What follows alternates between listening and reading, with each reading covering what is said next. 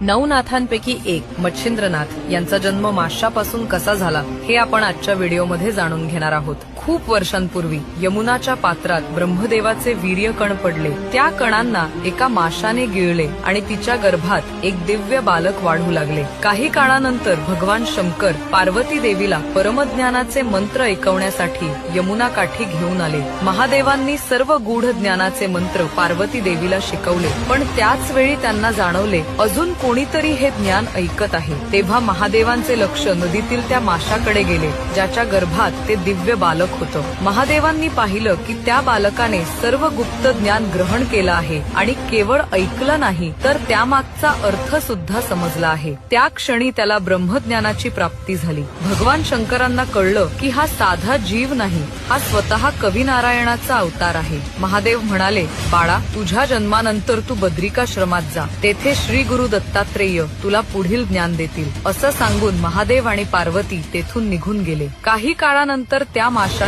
किनाऱ्यावर एक अंडे दिलं। त्या अंड्यातून तेजस्वी बालकाचा जन्म झाला। एक कोळी तो बालक देवरूप समजून घरी घेऊन गेला आणि त्याचा सांभाळ करू लागला। त्याचा जन्म माशापासून झाला होता, म्हणून लोकांनी त्याला मच्छिंद्र असं नाव दिलं। मच्छिंद्राने वयाच्या 5व्या वर्षापर्यंत आई वडिलांची खूप सेवा केली, पण नंतर त्याने घर सोडलं आणि हिमालयाकडे प्रस्थान केलं। तेथे त्याने कठोर तपश्चर्या केली आणि त्याच वेळी श्री दत्तात्रेय प्रकट झाले। महादेवांनी सांगितल्याप्रमाणे त्यांनी मच्छिंद्रांना योग, तत्वज्ञान आणि सिद्धविद्या यांसारखं अनेक दिव्य ज्ञान दिलं आणि पुढे जाऊन हाच दिव्य बालक नवनाथांपैकी एक श्री मच्छिंद्रनाथ बनले। कलियुगात धर्माची पुनर्स्थापना करून त्यांनी सिद्ध योगाचा प्रचार संपूर्ण जगभर केला।